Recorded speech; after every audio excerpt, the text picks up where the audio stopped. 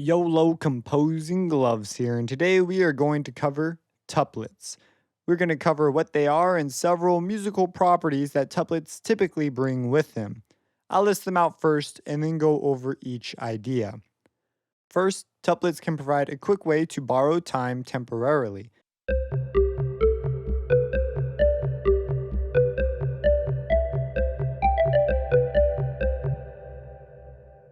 Second, tuplets can be used to cram the number of notes you need into the time you need.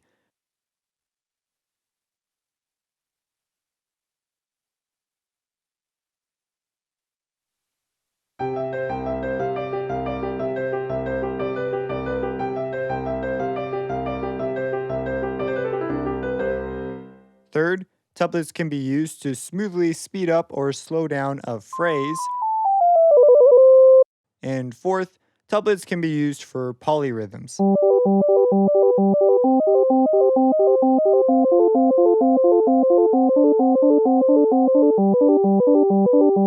There are more properties than these, but when tuplets appear, they typically appear for one of these reasons. So, what are tuplets? To understand tuplets, you must understand meter. Meters have names with two parts. One part is a number, say triple or duple, quadruple, etc. This number shows how many beats are in each measure. So in triple, there are 3 beats, duple has 2, and quadruple has 4.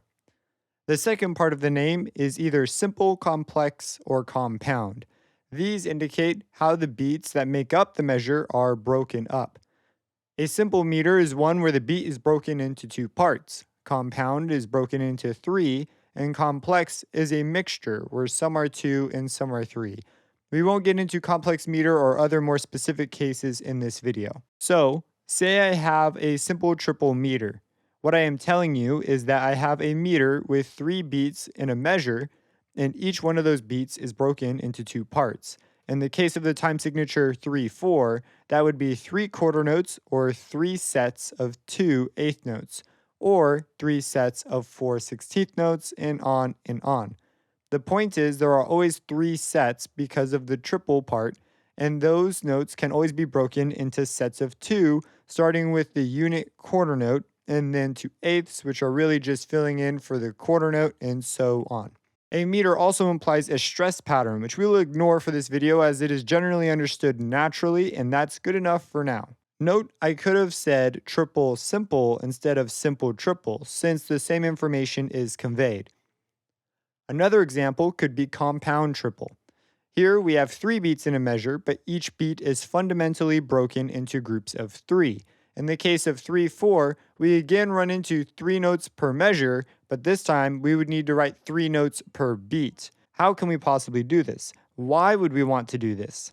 Well, first off, you'd be better off picking a meter more suited to this. 9/8 would be much better because we can have the dotted quarter note get the beat, and 3 eighth notes would fit into each dotted eighth note quite nicely. The 2 different meters encourage different musical rhythms, and so they offer different musical variety.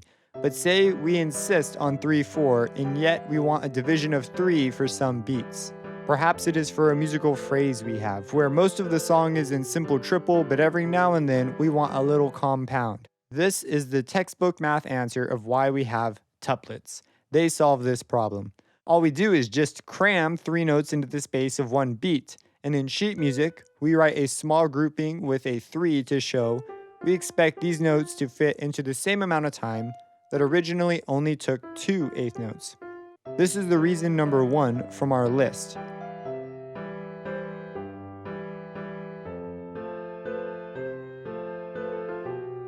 Tuplets give us a way to borrow time, but only for a moment instead of having to change the time signature.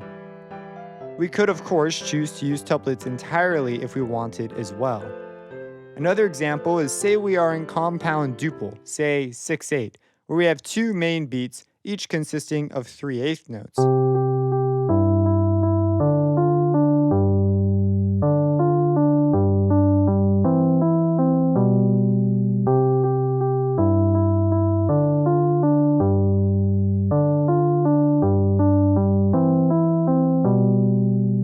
But there is a moment we would really like to have 2 eighth notes take up the space that 3 would have taken up previously.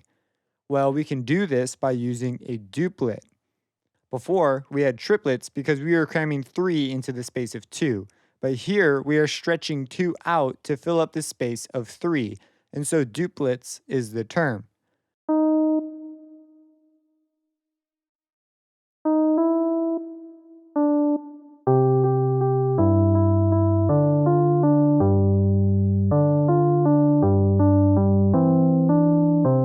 In fact, this brings up the next major reason you may see tuplets. We can cram however many notes we want into whatever space we want and just write the number above and basically tell the performer to figure it out. Up to 6 is very common. Beyond that, things can sometimes get quite interesting. Another use of tuplets is the speeding up or slowing down of a phrase smoothly. Having been a clarinet player, you see this one quite a bit in runs and so forth. Tuplets exist in between note values. For example, triplets are between eighths and sixteenths and so can offer a bridge between them. The effect they produce is quite nice.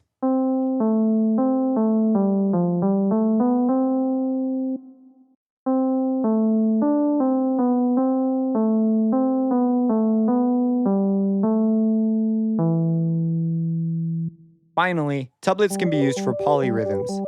This is something that popped up more and more as I got increasingly difficult piano pieces. Polyrhythms are when one fundamentally different meter is pitted against another. For example, 2 against 3.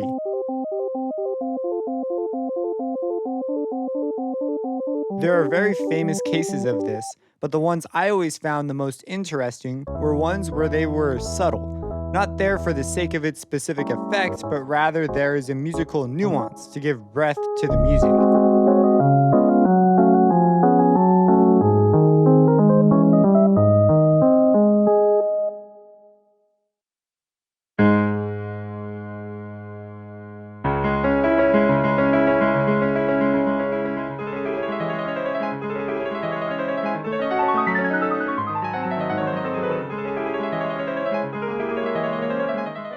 While at first difficult to play, the effect they can produce in the right hands can be wondrous.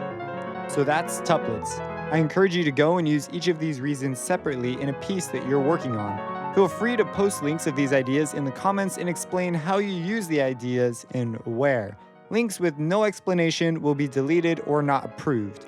I also have to usually approve links, so if it doesn't show up right away, don't worry, it may have just gotten filtered. In which case, when I see it, I will approve it if it fits this criteria. I have a Patreon and deeply appreciate any support. Feel free to head on over there, go and make some music, and have a blessed day.